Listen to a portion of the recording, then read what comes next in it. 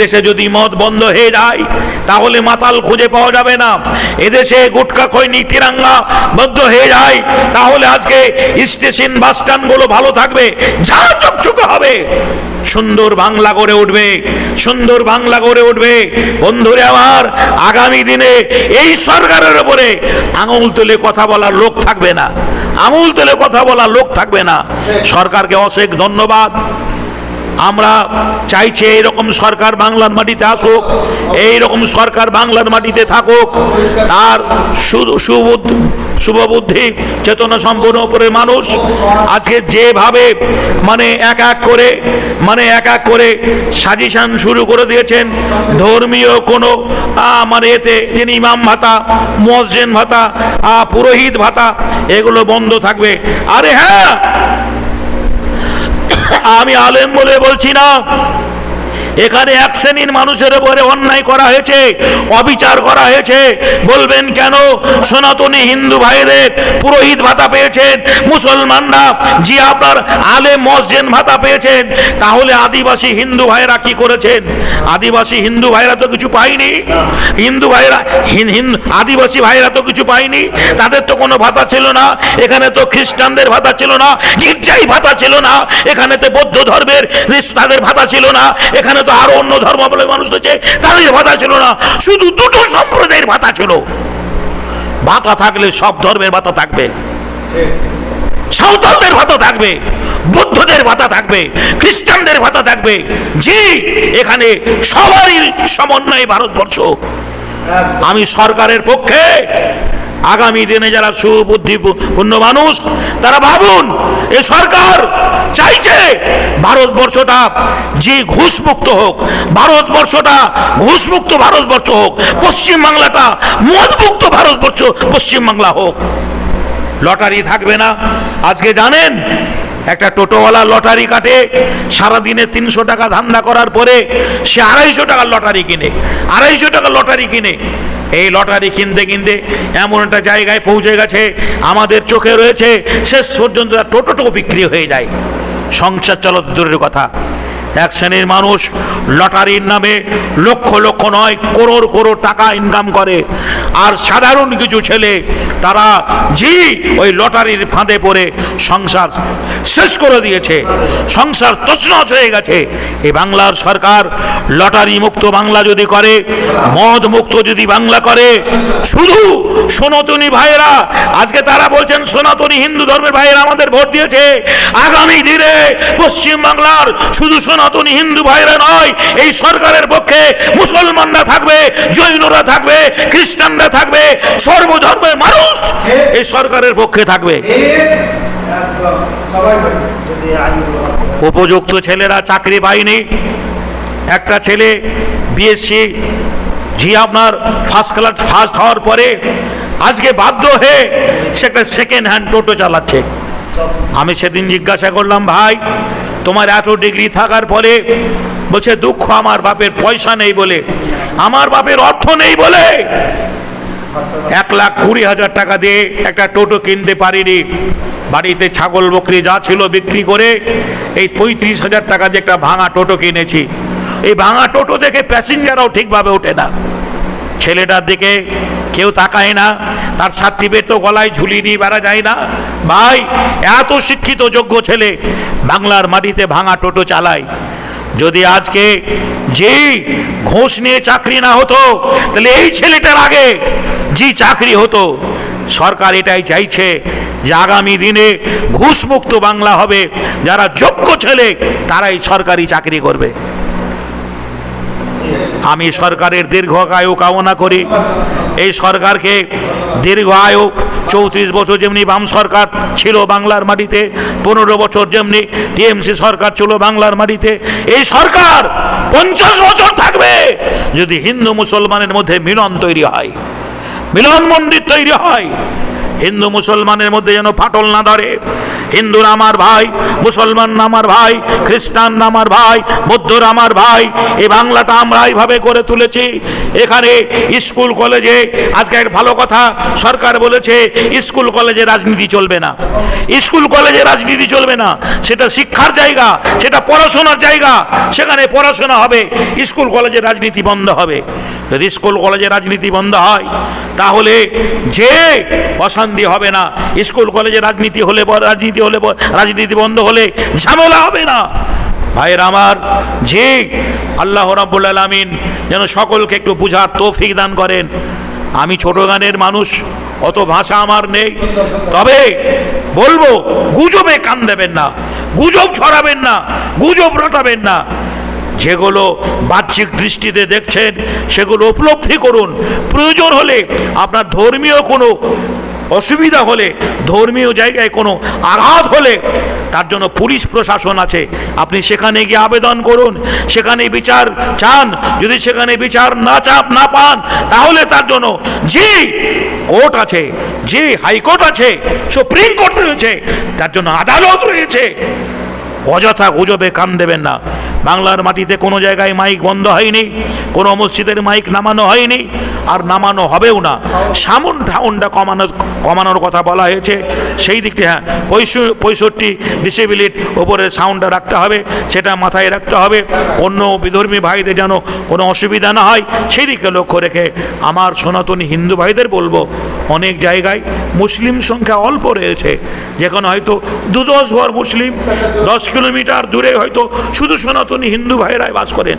তারা যদি তাদের প্রতি অত্যাচার করেন, তাদের প্রতি জয় শ্রীরাম জোর করে বলা করান, তাহলে ভাই সোশ্যাল মিডিয়া হাইলাইট হবে, এটা আদার্স অন্য এলাকার মুসলমানরা কষ্ট পাবে।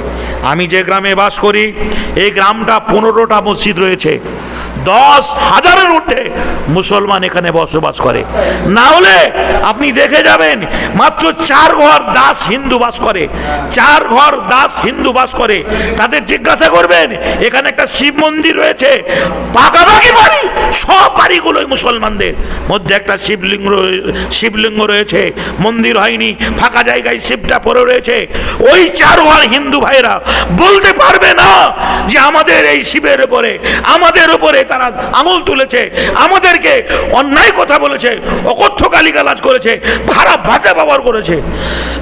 আমরা তাদেরকে মা মাসি করে নিয়ে চলি, তাদের সম্মান দিই, তাদের শ্রদ্ধা জানাই। তারা আপদে বিপদে পড়লে আমরা ঝাঁপিয়ে পড়ি। আমি এই জন্য বলছি, আমি 15 বছরের অভিজ্ঞতার কথা বলছি। 15 বছর ধরে সাগরদিঘি স্বেচ্ছাসেবী সংগঠনের আমি একজন সক্রিয় কর্মী।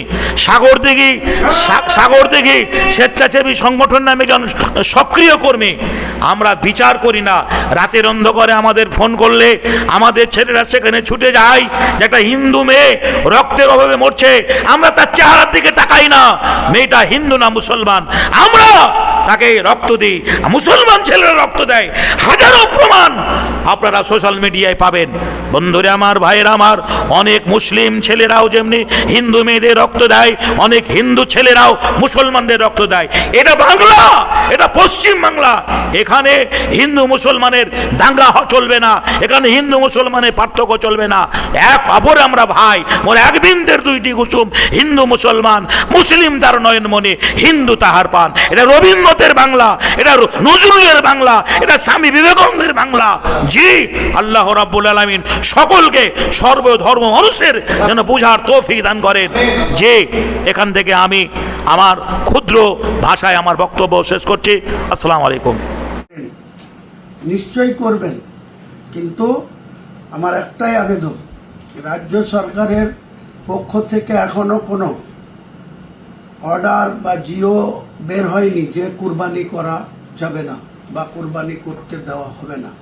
কিন্তু এক শ্রেণীর সংবাদ মাধ্যম মুসলিমদেরকে বিভ্রান্ত করার জন্য, মুসলিমদেরকে ভয় দেখানোর জন্য এখন থেকে বিজেপি সরকারের পক্ষ নিয়ে মুসলিমদেরকে ভীতি সন্তুষ্ট করার যে অপচেষ্টা করছে, আমি সেই সমস্ত সংবাদ মাধ্যমের তীব্র বিরোধিতা করছি। অফিসিয়ালি কোনো নিষেধাজ্ঞা বা অফিসিয়ালি কোনো জিও, বাংলার নতুন মুখ্যমন্ত্রী, পুলিশ মন্ত্রী এই ধরনের কোনো নির্দেশ তিনি দেননি যে বাংলার মুসলমানরা কুরবানি করতে পারবে না। এটা কোনো মতেই গুজব বা এই গুজব ছড়ানো হচ্ছে এবং মুসলমানদের মধ্যে একটা ভীতি সৃষ্টি করার এক শ্রেণীর মিডিয়া তারা এসব প্রচার করছে। গুজবে কান দেবেন না। মনে রাখবেন, পশু কুরবানি করার ক্ষেত্রে আপনারা একটু ঘেরাঘোরা জায়গার মধ্যে করবেন, ওপেন রাস্তা দিয়ে, যাতে কেউ এই মাংস দেখতে না পায়।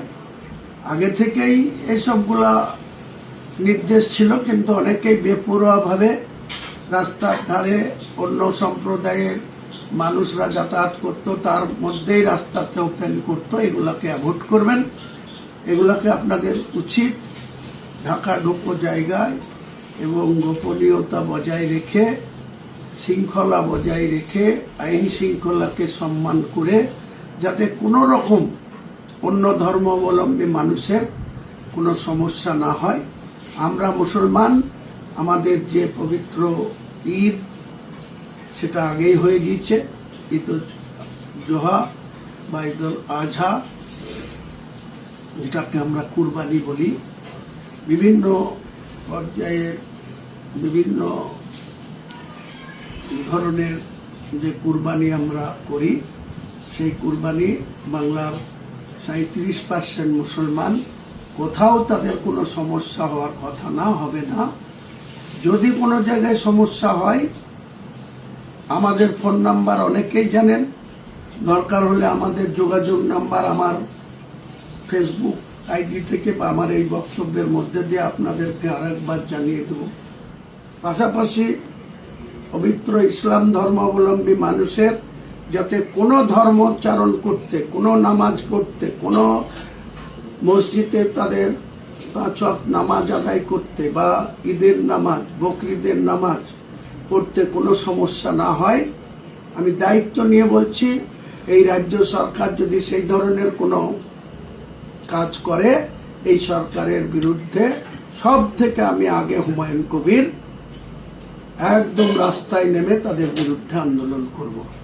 কোনো মতেই আমরা সংবিধান বা আইন ভাঙব না, কিন্তু যদি আমাদের উপরে কোনো টর্চারিং হয়, আমাদের উপরে যদি কোনো অন্যায় আচরণ হয়, আমাদের ধর্ম করতে যদি কোনো বাধা দেওয়া হয়, আমাদের নামাজ পড়তে যদি কোনো বাধা দেওয়া হয়, আমাদের কুরবানি করতে যদি কোনো বাধা দেওয়া হয়, আমরা কোনো মতেই সেই সরকারের অন্যায় সিদ্ধান্তের বিরুদ্ধে মুখ বুজে সহ্য করব না। আমরা রাস্তায় নেমে যেখানে যেভাবে আন্দোলন করার দরকার, সরকারকে নিরপেক্ষ দৃষ্টিভঙ্গি নিয়ে সরকার চালানোর ক্ষেত্রে আমরা, যদি অন্যায় হয়, যদি অবিচার হয়, যদি পক্ষপাতমূলক কোনো সিদ্ধান্ত নেয়, আমি হুমায়ুন কবির আপনাদের কথা দিচ্ছি, আমি এই সরকারের বিরুদ্ধে রাস্তায় নেমে আন্দোলন করব। সরকারকে সেই সমস্ত যে ধরনের সংবিধান বিরোধী বা শপথ নিয়ে যদি রাজধর্ম পালন না করে, তাহলে আমরা রাস্তায় নেমে আন্দোলন করব। ভরসা রাখতে পারেন। সকলকেই আমার সালাম, আদাব, নমস্কার, শ্রদ্ধা জানিয়ে আমার বক্তব্য এখানেই শেষ করছি। পশ্চিম বাংলায় RSS এর শাখা অফিস হচ্ছে 12,500। এই 12,500 RSS এর কর্মীরা পিছন থেকে লড়াই চালাচ্ছিল। কখনো মোহন ভাগবত, ভারতবর্ষের RSS এর যিনি সর্বময় কর্তা, মহারাষ্ট্রের পুনেতে যার বাড়ি, তিনি এই মমতা ব্যানার্জির সরকারের আমলে নির্বিচারে 15 দিন পশ্চিম বাংলায় 2025 সালে 15 দিন রাত্রি যাপন করেছে, আর পিছন থেকে অপারেশন করেছে। মমতা বন্দ্যোপাধ্যায় বামফ্রন্টকে হারাতে গিয়ে 2011 সালে কংগ্রেসকে সঙ্গে নিয়েছিল, পাশাপাশি এই RSS এর একটা অংশের সহযোগিতা তিনি নিয়েছিল। 2009 সালে 1 থেকে 19টা সাংসদ হওয়ার পর যে 1.5 বছর সময় ছিল, যে প্রায় 2.25 বছর সময় ছিল, প্রতিদিন কলকাতার রাজপথে বুদ্ধিজীবীদের নামে আরএসএস কে, সমস্ত বামপন্থী বিরোধী লোককে নামিয়ে দিয়ে প্রতিদিন সভা সমিতি, পদযাত্রা এসব করে করে লাস্টে তিনি সার্থকতা লাভ পেলেন। কংগ্রেসকে 65টা সিটে লড়ার সুযোগ দিয়ে তারা 42টা পেল, পার্সেন্টেজ দেখুন। আর উনি 229টা সিটে লড়ে উনি কিন্তু 182টা পেয়েছিল। সেই কংগ্রেসের সঙ্গেও দুর্ব্যবহার করেছিল। সেই কংগ্রেসকেও 1 বছর যেতে না যেতেও তাদের 6 জন মন্ত্রিসভাকে সেখান থেকে ছেড়ে দিতে বাধ্য করেছিল। এমন আচরণ করেছিল, তাদেরকে কোনো ফাইল ইনিশিয়েট করতে দিত না। ডাক্তার মনোজ ভূঁইয়া, আবু হেনা থেকে শুরু করে যারা মন্ত্রী ছিল, গনি খানের ভাই থেকে শুরু করে কেশব মন্ডল কুচবিহারের থেকে শুরু করে যে 6 জন মন্ত্রী ছিল, যে মানুষ ভূঁইয়াকে একদিন মঙ্গলকোটে দেখেছিলাম, বুদ্ধবাবু মুখ্যমন্ত্রী, ডাক্তার মানুষ, সিপিএম এর লোকরা কিভাবে তাকে তাড়া করেছিল মঙ্গলকোটে। তিনি পায়ের জুতো বগলে ভরে ডান দিক থেকে মোবাইল ফোন করে বুদ্ধবাবুকে বলেছিল, বুদ্ধবাবু আমাকে বাঁচান, আপনার ক্যাডাররা পুলিশের সামনে আমাকে খুন করে দিতে চাইছে। সেদিন কিন্তু বুদ্ধবাবু এই মানুষ ভূঁইয়াকে বাঁচিয়েছিল, সাপোর্ট করেছিল। আজকে কি ইতিহাস! আজকে মমতা বন্দ্যোপাধ্যায় সহ বিরোধী দলনেতা যে নিজেই যাকে হৃষ্টপিষ্ট করেছিল শুভেন্দু অধিকারীকে 2021 সালে নন্দীগ্রামে, তার কাছে 1956 ভোটে হারতে হয়েছিল। এত রবরবা, এত ঔদ্ধত্য, তার ভাইপুর সঙ্গে কথা বলা, টাকা ছাড়া কথা বলা যায় না, ফোনে মেসেজ দিলে তার কোনো উত্তর পাওয়া যায় না। আমি হুমায়ুন কবির বারবার মমতা ব্যানার্জির কাছে প্রতিবাদ করেছিলাম যে আমরা দল করতে এসেছি, আপনার ভাইপুর গোলামি করতে আসিনি। আপনার ভাইপুকে সামলান, আপনার ভাইপুকে তুলাবাজি করা থেকে বিরত রাখুন, আপনি নিজে ক্ষমতা রাখুন। আপনি পুলিশ মন্ত্রী, একটা আইসির পোস্টিং দিতে গেলে আপনার ভাইপুকে 70 লাখ থেকে 1.5 কোটি গুনতে হয়। একটা জেলার এসপি কে পোস্টিং দিতে হলে আপনি পুলিশ মন্ত্রী, আপনার ভাইপো আগে 2 কোটি টাকা নেয়, তারপরে তার এসপির পোস্টিং হয়। এটা সাধারণ মানুষের উপরে জুলুম। একটা সাধারণ মানুষ 1 লরি বালি কিনতে গেলে এধারে বলছে লক্ষ্মীর ভান্ডার দিচ্ছি, 1000 টাকা ভাতা দিচ্ছি, ইমামদের 3000 টাকা ভাতা দিচ্ছি, কিন্তু ঘুরিয়ে দেখতে গেলে মমতা বন্দ্যোপাধ্যায় একমাত্র দুর্নীতিগ্রস্ত নেত্রী। তিনি বাংলার সততার প্রতীক হিসেবে বাংলার মানুষের কাছে 2011 সালে যে গ্রহণযোগ্যতা ছিল, তার নিজের পাপের প্রায়শ্চিত্ত গত 4 তারিখে 15 বিধায়ক ইন্দ্রনীল সেন যেখানে যেত হেলিকপ্টার, মুর্শিদাবাদে আমাদের কিছু দায়িত্ব দিন, মন্ত্রী না করুন, কিছু ক্ষমতা দিন, কোন দপ্তরের চেয়ারম্যান করে দিন, ফান্ড দিন। আমরা মুর্শিদাবাদের মানুষ আপনাকে ভোট দিয়েছে। 2021 সালের আগে আপনার 4টে আসন ছিল, 2011-তে যেদিন আপনি ক্ষমতায় আসেন সেদিন 1টা আসন ছিল সাগরদিঘি। কংগ্রেস ছিলাম আমরা 14টা, বামফ্রন্ট ছিল 7টা। আমরা আপনার দলে আবার আসার পরে আমরা আপনাকে 20টা আসন পাইয়ে দিয়েছি। মুর্শিদাবাদের মানুষকে এইভাবে অসম্মান করবেন না, মুর্শিদাবাদের মানুষের উন্নয়ন করুন। কিন্তু এই তোলাবাজ ভাইপো, চোর ভাইপো সেদিনকে সম্পূর্ণ পিসির ক্ষমতার অপব্যবহার করে বাংলার মানুষের সাথে চুরি করেছে, ডাকাতি করেছে, তোলাবাজি করেছে। কদিন আগে বক্তৃতা করছিল, এই শক্তিপুরে প্রথম সংঘ মাঠে এসে বক্তৃতা করে বলছিল, 17 এপ্রিল বোধহয় বক্তৃতা করে কি বলছিল, যে অমিত শাহকে যে পুলিশ সিকিউরিটি দেয়, সেই পুলিশ কি করে হুমায়ুন কবিরকে সিকিউরিটি দেয়, কি করে নওশাদকে সিকিউরিটি দেয়। তুমি কে হরিদাস পাল? তুমি বলছো যে সেন্ট্রাল গভর্নমেন্টের সিকিউরিটি ছেড়ে দিক, আমি সিকিউরিটি দেব। ওহে অভিষেক, আজ তোমার কি পরিণতি হয়েছে? তোমার 100 জন পুলিশ নিয়ে রাত্রিবাস করতা কালীঘাটের বাড়িতে, কালকে সন্ধ্যা 6:30টার মধ্যে তোমার কাছে মাত্র 2টো পুলিশ আছে, সব ছড়িয়ে দিয়েছে। সরকারে নাই আসতে, শুভেন্দুরা মুখ্যমন্ত্রী নাই হতেই গতকাল সন্ধ্যায় তোমার সমস্ত সিকিউরিটি সরিয়ে দিয়েছে। তোমার ডান হাত তুলাবাজের আর একজন কুখ্যাত লোক ফলতার জাহাঙ্গীর, তারও 18 জন সিকিউরিটি ছিল, পরশুদিনই সব চারটি গুটিয়ে দিয়েছে। মমতা বন্দ্যোপাধ্যায়, আপনারও Z+ সিকিউরিটি ছিল। আজকে ভারতবর্ষের স্বরাষ্ট্র দপ্তর কালকে বলে দিয়েছে আপনার আর কোনো সিকিউরিটির দরকার নাই, মাত্র 4 জন কনস্টেবল আর 1 জন সাব ইন্সপেক্টর রেখে সমস্ত সিকিউরিটি তুলে দিয়েছে। হুমায়ুন কবিরকে সিকিউরিটি দিয়েছে কলকাতার হাইকোর্টের জাজ সাহেব ম্যাডাম ডক্টর সুব্রা ঘোষ, আর স্বরাষ্ট্র মন্ত্রক সেটাকে ইমপ্লিমেন্ট করেছে। তোমার ক্ষমতা থাকে তো তুমি আমার সিকিউরিটি তুলে দেখাও। চ্যালেঞ্জ থাকলো, চ্যালেঞ্জ থাকলো। মমতা ব্যানার্জি, নিজে যে পাপ করেছো তার জন্য প্রায়শ্চিত্ত তোমাকে করতে হতোই। এবারের বিধানসভা নির্বাচনে মমতা বন্দ্যোপাধ্যায় পাপের প্রায়শ্চিত্ত পূর্ণ হয়েছে।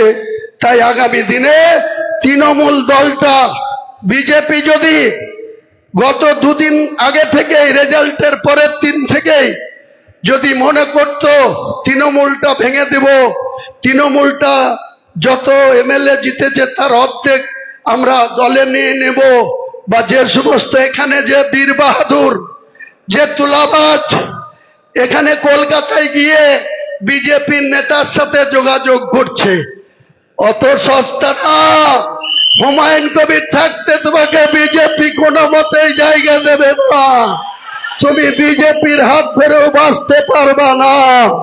তোমাকে আমি ভালোভাবে বলছি, যদি রেজিনগরে ভালোভাবে জয়নগরে বাঁচতে চাও, আমাদের কোন লোককে তোমার গায়ে হাত দিতে,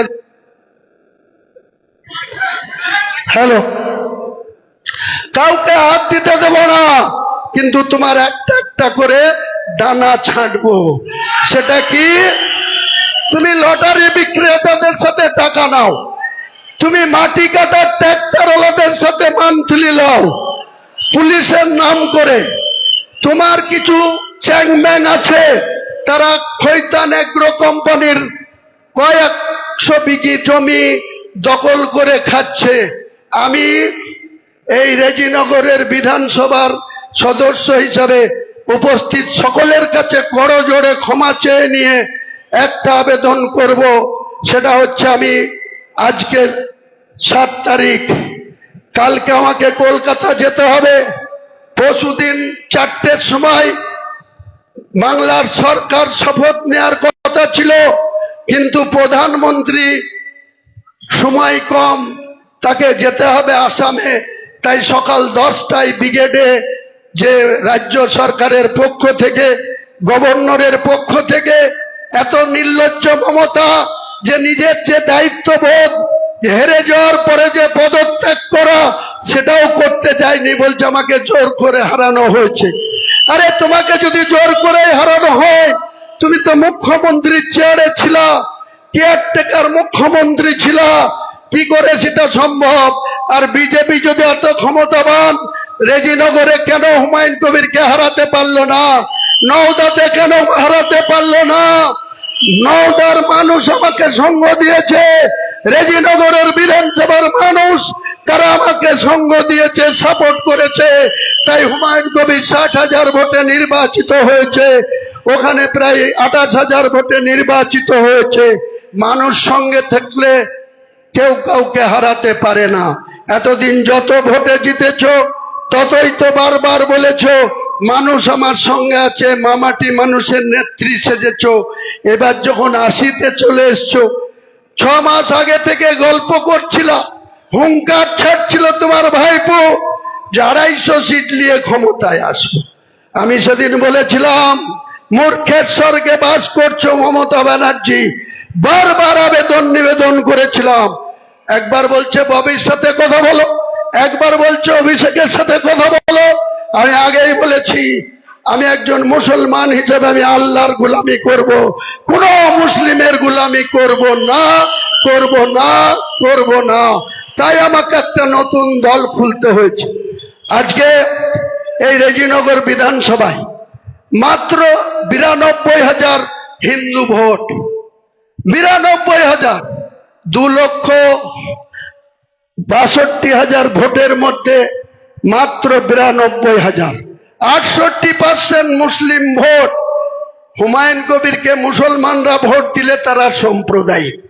আর যখন 92,000 ভোটের মধ্যে বাবন ঘোষের মতো আমার ছেলের বয়সে, রাজনীতির জানে না, ওর বাবা ছিল স্বাধীন ঘোষ, 1 বছর আগে মারা গিয়েছে, আমার বন্ধু লোক ছিল, তার ছেলেকে এখানকার হিন্দুরা বিধায়ক করার জন্য যখন 64,000 ভোট দেয়, তখন মুসলমানরা সাম্প্রদায়িক হয় আর হিন্দুরা সব ধর্ম নিরপেক্ষ হয়।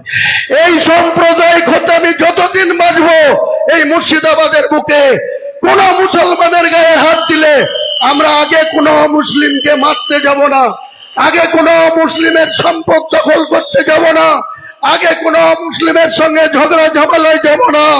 কিন্তু মনে রেখো, ভারতবর্ষের সরকার মোদীজিকেও বলছি, বাংলার নতুন সরকার বিজেপির সরকারকেও বলছি, আগুন নিয়ে খেলতে যাবেন না। মুর্শিদাবাদে হুমায়ুন কবির যতক্ষণ বেঁচে আছে বাবরি মসজিদ হবে, এবং যতক্ষণ বেঁচে আছে আগামী পঞ্চায়েত নির্বাচন সিংহভাগ পঞ্চায়েত আম জনতা উন্নয়ন পার্টি দখলে আসবে, এবং 2029-এর লোকসভায় বহরমপুর সহ 3টে লোকসভায় আম জনতা উন্নয়ন পার্টি দখল করবে। 72% যে জেলায় মুসলমানদের বাস, যত হিন্দুরা একাট্টা হবে, আমি গোটা মুর্শিদাবাদের মুসলিমদেরকে একাট্টা করব। দেখবো আপনারা কি করে নির্বাচিত হন। আমরা নিশ্চিতভাবেই আগামী 2029 সালে 3টে লোকসভায় দখল করব। আমি নিজে বহরমপুরে লড়ব, আর যোগ্যতম প্রার্থী মুর্শিদাবাদেও দেব, জঙ্গিপুরেও দেব। আমার আগামী দিনে লড়াই হবে। এই যে 3টে এমপি আছে অকেজো, একটা গুজরাট থেকে নিয়ে এসে করেছে, আর একটা ল্যাংড়া ভ্যাংড়া মিথ্যাবাদী, এদেরকে হারিয়ে যোগ্য মুসলমানদেরকে 2029 সালে জঙ্গিপুর, মুর্শিদাবাদ এবং বহরমপুরে আমি নিজে লড়বো। আমার চ্যালেঞ্জ, হিন্দু ভোট সব একটা হোক, তাও 2 লক্ষ ভোটে আমি জিতবো। হোক এক জায়গা, অধীরকে দিবে না নির্মল সাহাকে দিবে, তারা বেছে নিক। আর মুসলমানদের 90% ভোট হুমায়ুন কবিরের পক্ষে আসবে। 2 লক্ষ ভোটে আমরা জিতবো। কারো ক্ষমতা থাকে আমাদেরকে রুখে নেবে। আর আমি নতুন বিজেপি সরকারকে বলবো, আপনাদেরকে মানুষ আশীর্বাদ করেছে, সম্মান দিয়েছে, ক্ষমতা দিয়েছে। আপনারা মুর্শিদাবাদে কোন রকম কোন ঝামেলা করতে, আপনাদের যারা নবনির্বাচিত বিধায়ক 8 জন, তাদেরকেও নিষেধ করবেন। আর আপনাদের যারা কিছু লাঠিয়াল বাহিনী আছে তাদেরকেও সংযত করবেন। আমি আগেও বলেছি, আবার বলছি, আমরা কাউকে আগে থেকে কারো সম্পদ দখল করতে যাব না, আগে থেকে কারো গায়ে হাত উঠাবো না। কিন্তু মুর্শিদাবাদের মতো জেলায় কোন মসজিদ আক্রান্ত হলে, কোন মুসলমান আক্রান্ত হলে হুমায়ুন কবির সিংহের মতো গর্জে উঠবে। হুমায়ুন কবির লাখো লাখো লোক নিয়ে রাস্তায় নামবে। কোনো বাধা মানব না, কোন সরকারের প্রশাসনকে মানব না। যেদিন হুমায়ুন কবিরের মাথা গরম হবে, কোন প্রশাসন সেদিন হুমায়ুন কবিরকে রুখতে পারবে না। আমি এরপরে লোকাল কয়েকটা কথা বলে আমার বক্তব্য শেষ করব। আগামী